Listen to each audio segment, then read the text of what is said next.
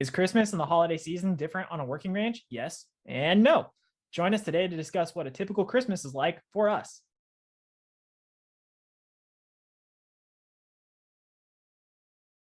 Welcome to Hashknife Hangouts. I'm Calen. My co-host Brandon is also my father. Like, comment, subscribe. If this is your first time seeing us and you enjoy our content, try to find us on Facebook, Instagram, and Twitter. Look at the handles below and the links. But for those of you returning, thank you for the continuous support and thank you for coming back and watching us time and time again. Now, to the opening notes. For most people in the United States, things practically stop for Christmas Eve and Christmas Day. However, for those of us who work in agriculture and particularly work with livestock, the day is special while also being just another day. That means the feeding and watering still needs to happen on top of all the regular holiday chores and tasks like cooking, decorating, and stuff like that.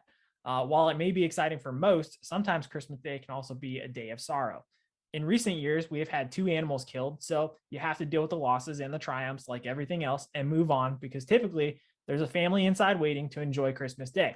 So with that, today we will focus on Christmas time since it's officially that season and Mom brought the gnomes to me. But we will also discuss other holidays as well. So if that doesn't last only 5 minutes, that way we have actual content. With it, I'll turn the initial comments over to Dad.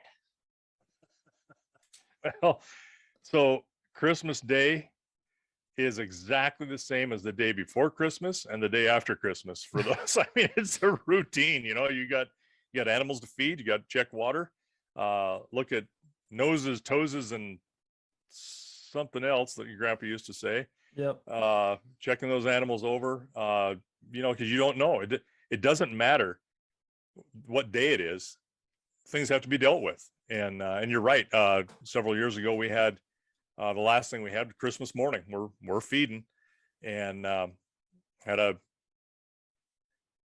a how we put that a county road crew operator just filled a cattle guard with snow, which we did a kind of a video on cleaning cattle guards out. Cattle guard was clean on our part, but he just filled it with snow, went right on through it. Horse couldn't see it. Thought, hey, I'm going to walk in this other pasture. Fell through and broke a leg. Christmas morning. So we had to not only put a horse down, but then we had to go back and clean that cattle guard, get the snow out of that, or pack it down under it so that the horses, could see that there was something there. So, and then do it to the other one too. And do it. Yeah, exactly. Because every cattle guard that guy went over, he filled them up. Didn't take the time to back drag and leave those as they are, which is really part of a fence. It's just a passable part on the roadway, but he filled them up. He's lazy, wanting to just get, down the road and do stuff instead of doing it right. So cost us a very nice horse. But anyway, those things happen, and that was a little unusual, but it still took a couple more hours than normal to do that. If it was the day before Christmas and that would have happened, you'd have done the same thing. The day after, it doesn't matter. It's you take care of whatever's immediately at hand. So a lot of times you're right. You have people over, people coming. You're going to have a nice dinner or just relax and enjoy the day. So you get out there and you get those things done. You do seem to put a little bit more speed to it than normal, right? I mean, you're like, okay, let's get this fed off. Let's do this. And you're hustling a little bit more because it's like, this is a special day and people are coming. And the quicker we get this done, the more we can go in and either help Mom or they're waiting. They've been there a few days, and typically when that happens, they're with you. And so then you're not doing quite the hurry, because then it's kind of an event for them. They're not used to feeding cows or feeding horses or checking water or doing, fill in the blank, all those things that you normally routinely do. So, but if they're not there, you're stepping it up a little bit, trying to hurry through it and do it thoroughly and get it done. But, the Christmas Day is pretty much like, the Ides of March, just another day, just another day. Pick the day, it's going to be the same. Well, and to give an example of that, I think it's a good example. We had some friends a couple of years ago come visit. I was home on leave and they came and they stayed with us. So shout out to Greg and Bert if they're watching. But they went and they enjoyed some of that stuff over the Christmas time. But then on Christmas Day specifically, I remember you and I got up at about 4:30 and it was just us. And because we know what we're doing. So to make, like you said, the speedy part happen, we ran up to the ranch, which is about an hour drive, hour and a half. Because we were down here at the time at this place. Yeah. Right. And we got the feeding done. We're like, all right, you go this way, I'll go that way. You take care of the mineral, go move over here. And we got it all done in about 2 hours. And then we sped back, and they had just gotten out of the shower and dressed and having their second cup of coffee. And we're like, okay, we made it. So then you and I run to the into the showers, get dressed and everything. And then I think we either stayed, I don't know if we stayed that day at the house or if we went to see grandpa and grandma, but like you said, just being speedy to get things done and be like, okay, now we're here, now we can do it. Well, what's funny about that is if somebody goes with you to feed and they haven't done that sort of activity before, they're like, right. I mean, they're really interested. They're asking questions, and I mean, we're really good questions, and you're explaining it. But if you do that like by day 3, like, well, this is kind of the same old thing, for them. That's exactly what it is. They're not missing a lot by you sneaking out and getting it done early, and then getting back for to be able to enjoy the day. Yeah. So I'll start with the first question. What's kind of the timeline look like for the day on like a holiday, whether it's Christmas, New Year's, Easter, 4th of July, anything like that? What's the day timeline look like? Well, I mean, it's your first thing I do is I get up and try to work myself way through all of the old past injuries, and you grab a cup of this, I grab my big old tumbler. Yeah, and throw that down your throat. And depending on what's going on, I mean, just because it's a holiday, you might have something major that you need to do. Mm-hmm. If you're haying, for instance, 4th of July means nothing.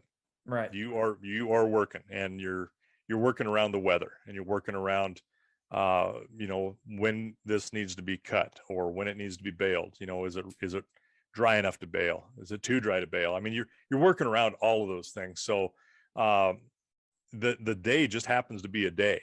It's what is going on at that particular time. If you're shipping and there's not a lot of giant holidays around the fall time.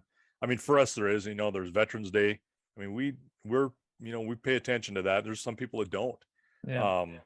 Halloween, I mean, that's just a nighttime activity. Yeah, I hate Halloween personally. Yeah. I mean, and if you're of the partying sort, that's a big day, right? Yeah. So, but everything else is secondary to taking care of those animals.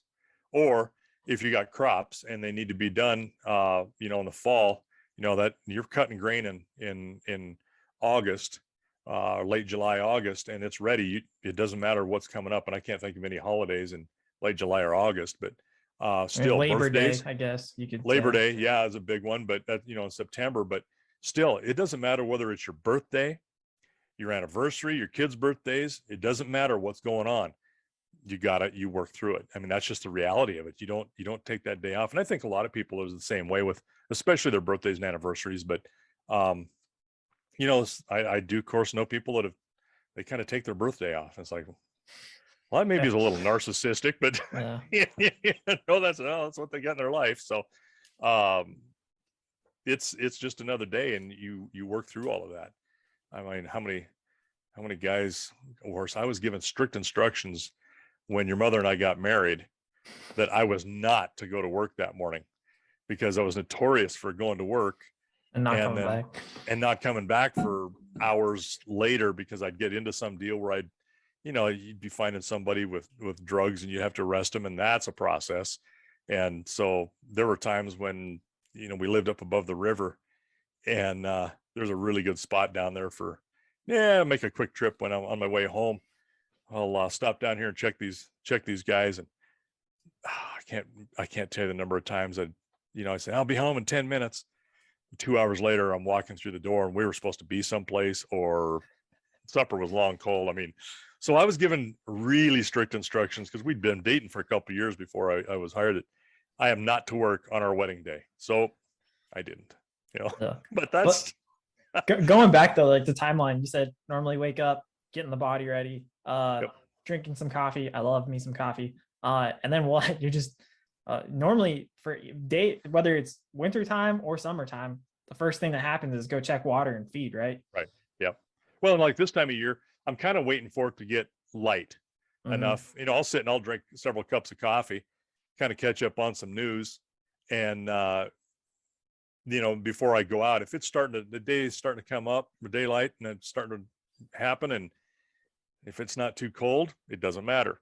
It doesn't matter what the temperature is, you're going to go out and get it done. But the first thing I'm going to do is go out, check water, especially close to the buildings and stuff. Cause sometimes we have a automatic water where the horses or cows push a paddle to bring water up, and it works like a hydrant, and then it drains back down.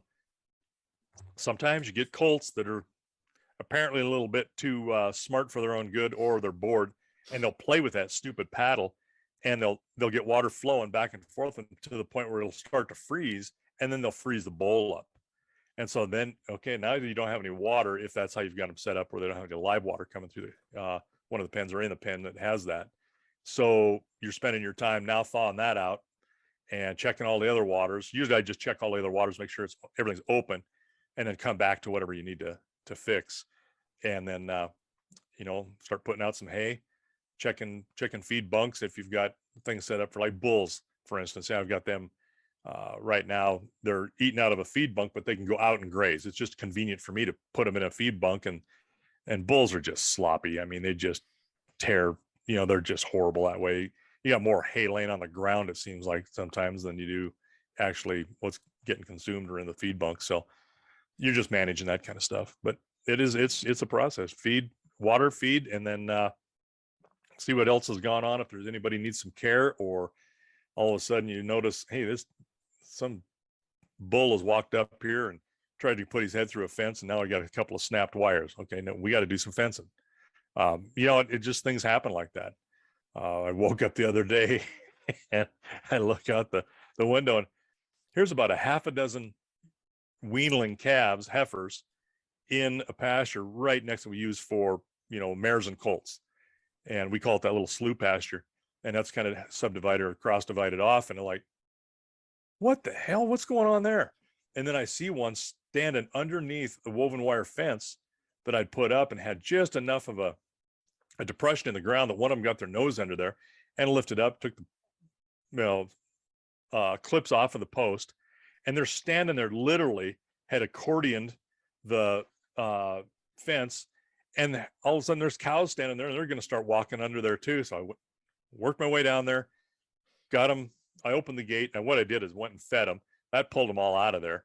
And then, come back, I left the gate open, got them on feed, and then I come back, closed it up, and then spent a half a day fixing fence, because I didn't do it right really the first time. And I would have not thought that heifer would have went down in that spot, but they did. So now they don't, trust me. The other thing too is, I guess, really, you don't normally, unless there is like a small emergency or something like that, normally you just stick to the basics, which is feeding and watering, right? You don't go looking for projects or anything like that, because typically you got to go somewhere or be somewhere. Well, wintertime is just that. If our ground is froze, there's not a lot you can do. You can't do any fencing, but luckily our ground is not froze right now. Yeah. Or not luckily. I wish we had more snow, but we need the moisture. But I recently just demoed a bunch of wire on that other cross fence to the north of the gate in the middle of that slough pasture. And so I pulled all that wire down. I'm going to pull a post next, and then we're going to put in new fence there, because that fence was old when I was a little kid. It's wore out. It's done. So we're going to move that and just kind of angle that fence a little bit to another location, and we'll be able to make some improvements there where we can utilize through gates, and I'm going to build an alleyway at the end of the windbreak where horses or even bulls, steers can go from one pasture into 3 different ones, or I can segregate them one way or another, and they can get to water and be a little bit more automatic on the water, which it'll be a huge improvement. But I can do that right now. But when it freezes up, I'm not drilling any post holes, and I'm not pounding any posts. So yeah, most of that stuff kind of goes by the wayside. That's when your shop work comes in. I'm gonna the tinkering and the projects. Yeah, the tinkering, or now's a good time to. I've got a bunch of bales staged, and I got an issue with the tractor, and I got another leaking hose. I'll stage a bunch of bales using that tractor, And then that way I don't have to touch it for, I could possibly go for like 10 days, 2 weeks if we don't have any snow and they need a snow plow on the front of it, to be able to pull that tractor in the shop, warm it up, and start digging into an issue that you've just been kind of band-aiding for a while.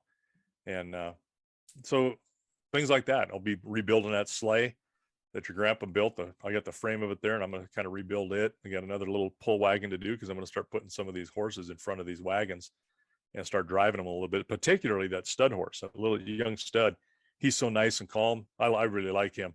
And I'm going to have him pulling a small wagon that I'm going to rebuild that your grandpa started. Didn't quite get finished. Yeah, he kind of roughed it in, but I'm going to kind of go back and do it up a little nicer. And then I'll use him in the summertime, I'm going to take mineral to cows.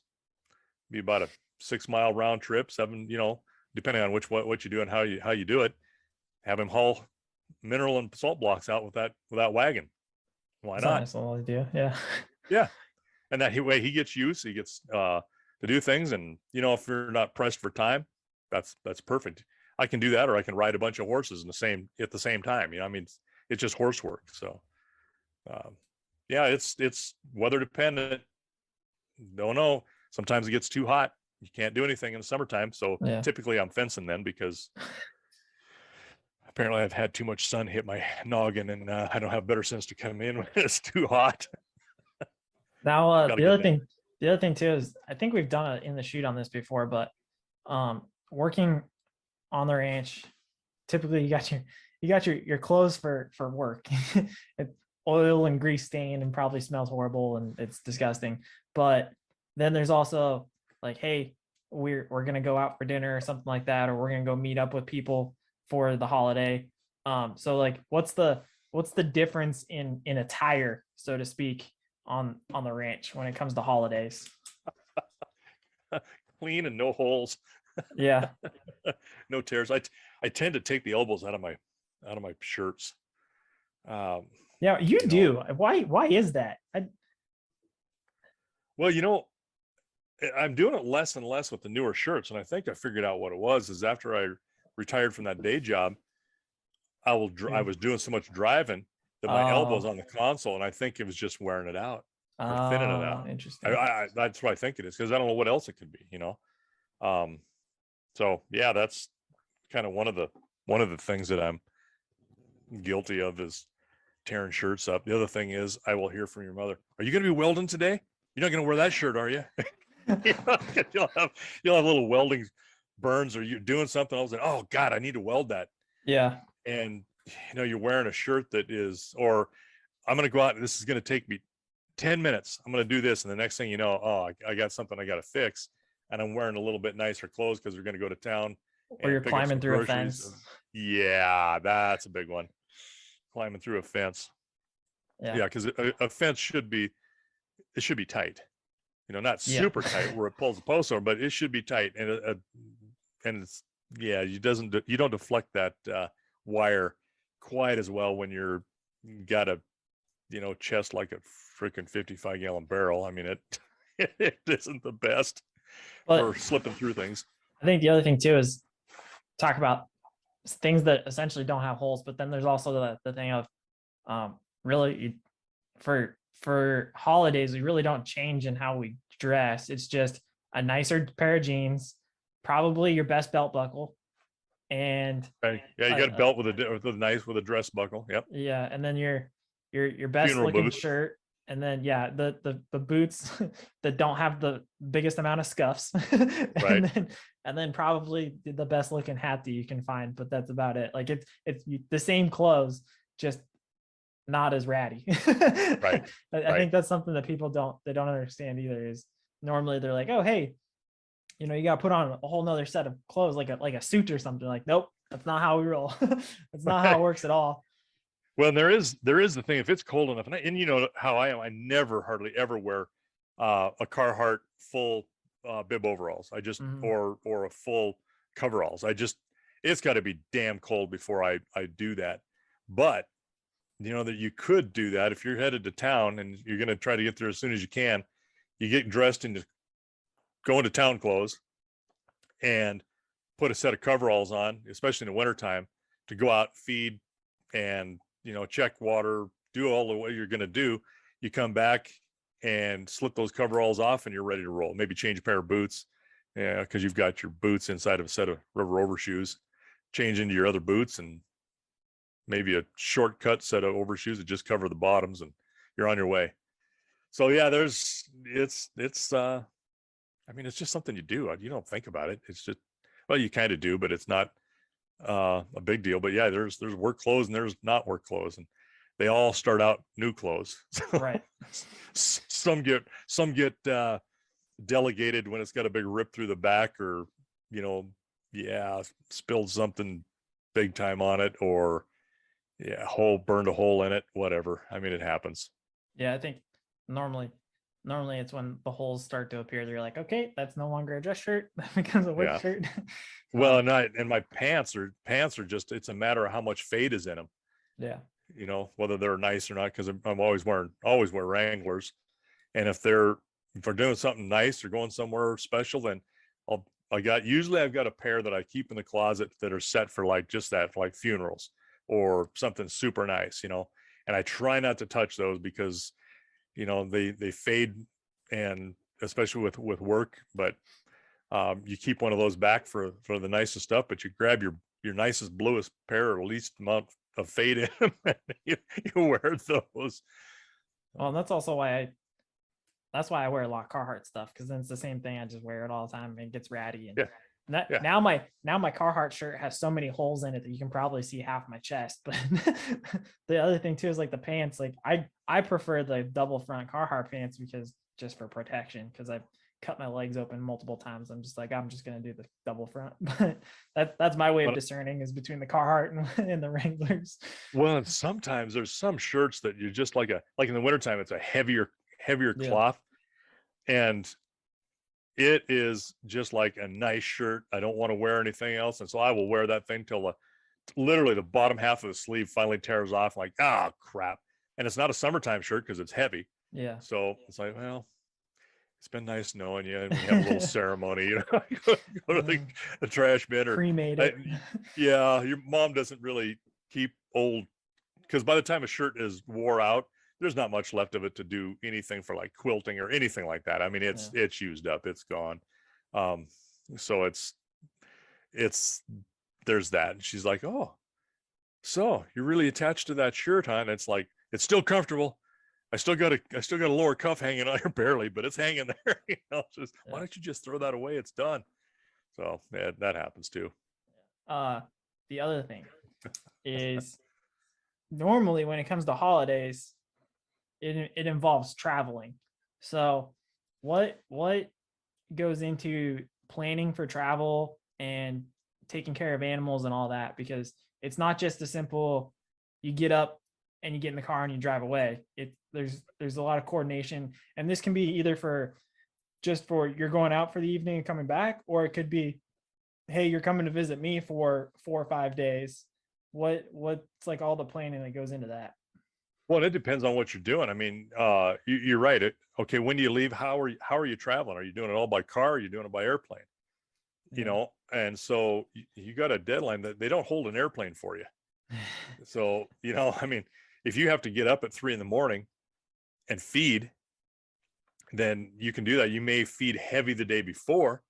You may give those cows an extra bale and kind of load them up a little bit, and then get up really early in the next morning, feed them early, because you may have another 6 hours or so, or 7 hours of time that they're being fed early, that they're going to have a space between before you come back to feed them.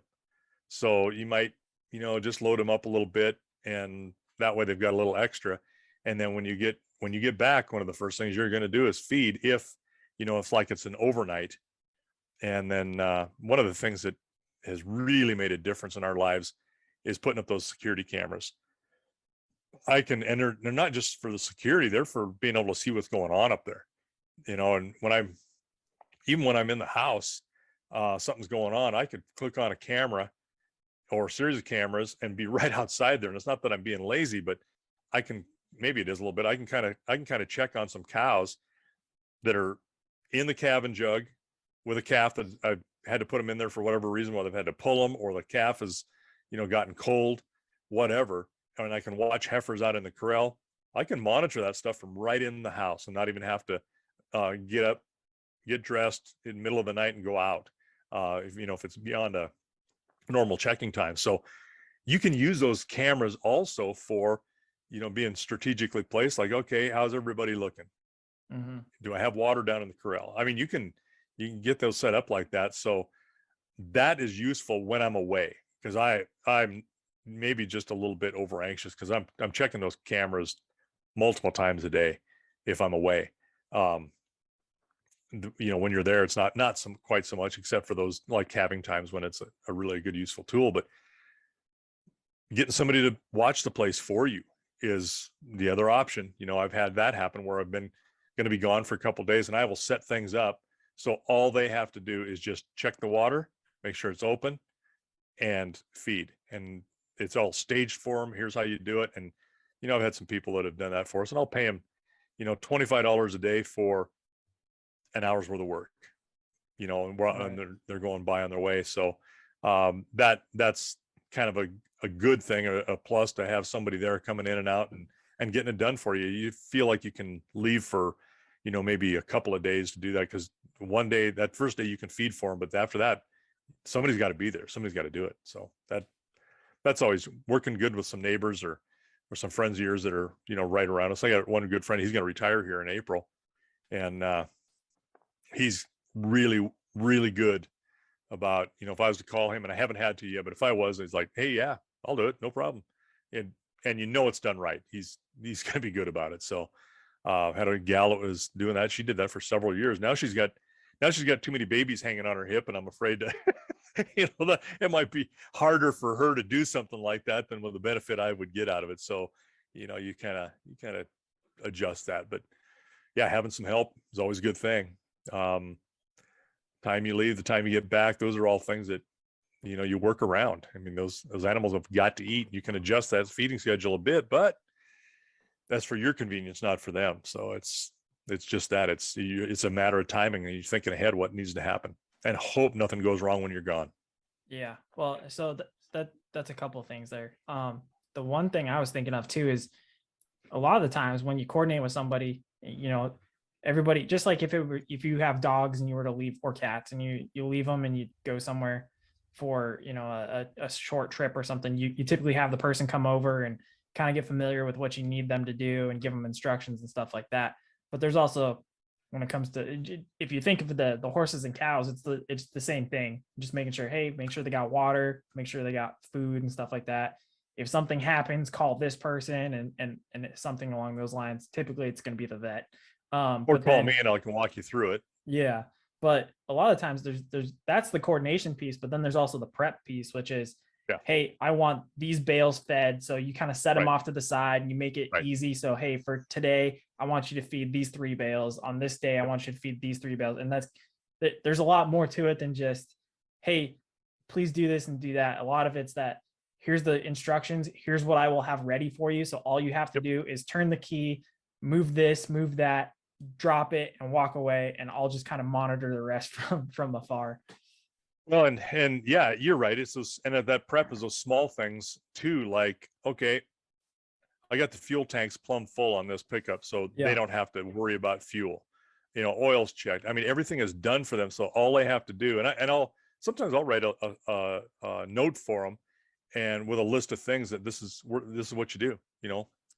Because it's easy to unless you've really been going through somebody's place, it's very easy to miss something, which would be, I mean, I can imagine it can happen, but in a way I can't imagine, because if I was watching something for somebody, I mean, I'm going to make sure that those animals have water and they got feed and things are set up. You're going to look at their stuff like you would your own.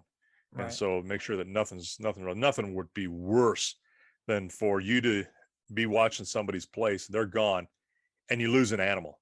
And like, oh God, that would be horrendous. And you know what, Murphy's Law, that's when something would happen. It really is, so I kind of write things down for them ahead of time, have them come over, and I'll pay them to go with me and feed, because that's their time.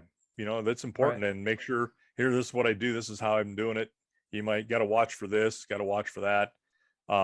If this happens, then you need to do this. And that's just good prep work ahead of time, and a dry run for them. Yeah. You're bringing up Murphy's Law, but like during the holidays, things also happen that are, like we discussed at the beginning, like things can go wrong. So it's either, a horse is dead, which that was another Christmas. We found a horse dead. Grandpa said, "Hey, I've been having trouble finding this." I think it was a yearling. He goes, I haven't seen a yearling in a couple days, and it had been a heavy snowstorm over that time. And we drove out together, and I saw something under the fence, and Grandpa happened to look. After we, yeah. Well, Grandpa happened to see where I was looking, and we found it, and the yearling had been pushed under the fence and caught and killed by wolves because there were prints around. But then that's another Christmas day, and it's the same thing of we're going out to check the animals, chores and stuff like that. But then there's those bad things that happen. So there was a dead animal. Then we're talking about the one that just a couple years ago we had to euthanize because he stepped through and broke his leg. There's no way to repair that leg, so you have to euthanize him immediately. That those bad things happen. And so I think that's another thing that's important for the holidays. It can be a joyous time, but then other things happen. Maybe there's an injured horse. Okay, great. Now we got to take the injured horse or cow, and we got to pull them into the house or into the corrals, and we got to make sure to doctor them a little bit and help put them together. Like things don't just stop because it's supposed to be a good day. I'll get it tomorrow when it's not Christmas. No, that doesn't happen. Yeah. No. Or we've got people over, so we can't. No, you got to deal with it. And I think most people understand that. They really do, especially when they're close to you like that and are now a part of it, whether they want to be or not. Even as a casual bystander, they're a part of it because they're watching what's going on and kind of living through it with you in real time instead of just being told about it after the fact. Oh, this is what we had to do.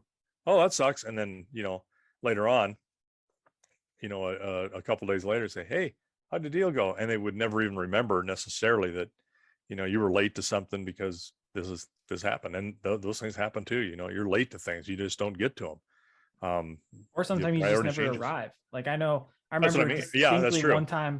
one time I think it was Easter time, we were over at Grandpa and Grandma's house, Mom's parents, and we were in town seeing them, and we got a call from Grandpa at the ranch saying, "Hey, we're just not gonna be able to make it. I got a calf that a snowstorm, shocker, another snowstorm in April came through and was really hitting this calf." And he's like, I can't come in. We're gonna have to stay and take care of this calf. So he put it in the bathtub and stuff like that. So sometimes that's not even necessarily a bad thing. It's just work gets in the way and you got to take care of the animal. Otherwise bad things will happen. And so people aren't able to even show up. They're like, "Hey, sorry, last minute cancellation. I won't be there. I hope you enjoy the holiday." And then people, they might follow up later. Like you said, "Hey, how'd that turn out?" Right. Well, and it is say, "Hey, I've got this going on. I might be an hour late or a couple hours late." And things can happen to where, you're still dealing with a couple hours. And it's like, "Yeah, we're not going to make it, or I might not make it at all." I mean, and that's just, it's a reality. You don't put off the priority or rearrange those priorities. Priorities are there, and some of them are written in stone, and taking care of those animals is one of them. That doesn't change. That is what it is. And everything else kind of revolves around that. You may have somebody in town, say you go to your grandpa and grandma's, you might have your mom's cousin or something you haven't seen in years. We're going to be late. That's the way it is. We're going to be late, or maybe we get this done. We might come see you tomorrow. The next, that you just rearrange your schedule based on the need in the moment. Well, and even sometimes there's a compromise too. Like, for example, if mom has a cousin or something, you're like, "Yep, hey, I got it. Go take the kids, go see your cousin. I got it. I can handle it." And then she'll typically be like, "Are you sure?" And "Yeah, I got it. It's going to take longer, but I can take care of it on my own. Just go see your person." Like that's important. So sometimes there's that too, where you got to just kind of balance it in a weird way. Yeah, that's right. Yeah, you can divide your forces a little bit. If you can handle it, no big deal, and they can go and do things. I mean, your mom's side of the family thought that I was a ghost or fictitious there for the first few years because I'd miss every freaking family reunion or get together they had. Yeah. Every single one. And I was like, God dang it. I mean, it didn't work out, but then later did, but I mean, it happens. No, I that's mean, that's there a was true some story. of her family I never even met because of that. Yeah, I remember going to a couple of them with my great grandmother, and she always assured, oh yeah, he exists, he's there, he's a real person, she's not a single mom. That's right. Like, he actually does exist. He's taking care of XYZ. And it Right. was funny because mom would show up with her mom and her grandma, and then maybe her stepdad and Yeah. half brother and brother, and they'd be like, where's your husband? Like, you got Right. everybody else, where's the husband? It just things do happen. Now what Yeah. about, we talked about kind of some of the bad things too, but what about some of the good things? I'm not really thinking of anything off the top of my head, because normally we don't think of the good things. I think it's a natural thing with a human mind. But what are maybe some good surprises that you've had over holidays, whether it be Christmas, Easter, I don't know, Memorial Day, July, 4th of July, something like that you've been like, oh, that was a nice little surprise for the holiday. Yeah, when everything works right and you're able to have a plan. I mean, no, really. I mean, yeah, you're right. Those small things you take for granted, when that works right, you're like, wow, that worked out. That's great. Hey, we're going to be on time. I mean, really, sometimes it's surprising when things work out. Yeah. Because, we talked about Murphy's Law earlier. My dad, your grandpa, used to talk about Murphy's Law, and he says, there's another law, and called Carpenter's Law, which states simply that Murphy was a goddamned optimist, So, and sometimes he was very pessimistic about things, when, oh, it's going to go wrong, I know it's going to happen, I mean, he would do that. He was always anticipating the worst, and you got to do that. You just hope it doesn't happen. Yeah. So yeah, when things go right, and there's something about sharing, like with Bert and Greg. That was fantastic to be able to show them and share with them what we really do. Because when you just talk about it and they're, another few states away, and they've never been around what we're doing, specifically our place, they may have seen something like that somewhere else, or heard about it, or had some, when they were younger.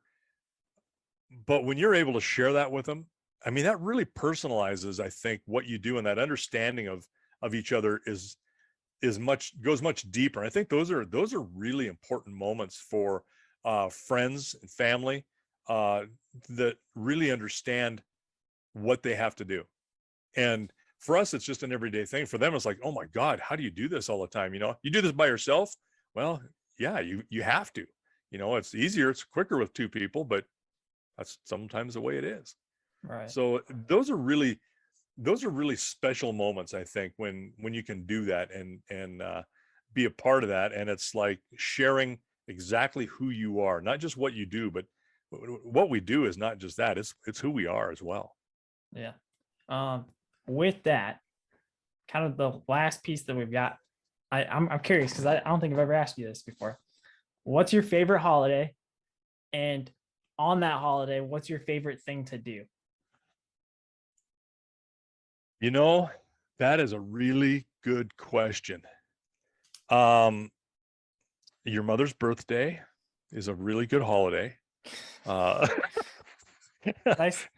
I like it. Maybe she'll see this probably this episode, or maybe not. Yeah.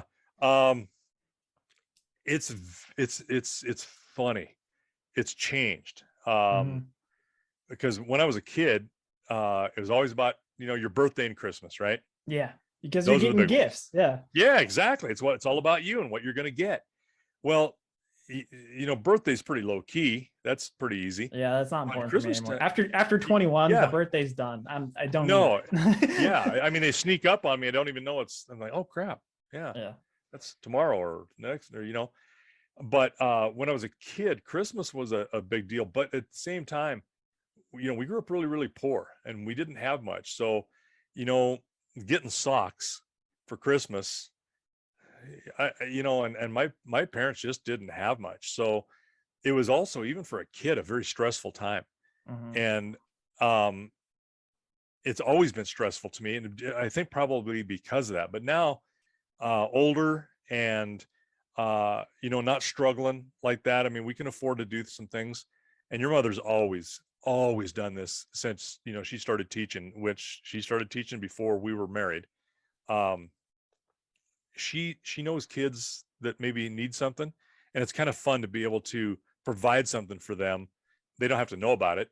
Yeah. They don't know who it's come from, but to be She able to likes do to be that, the secret Santa a little bit. she loves that. And I love to watch her, because this is one of her favorite times of the year. And that makes me happy to watch her. She's like a little kid with money, so she's, buying stuff for people, and it's usually people in need, or a lot of things, a lot of appreciation type gifts. She loves giving people the coffee gift cards, who like, coffee.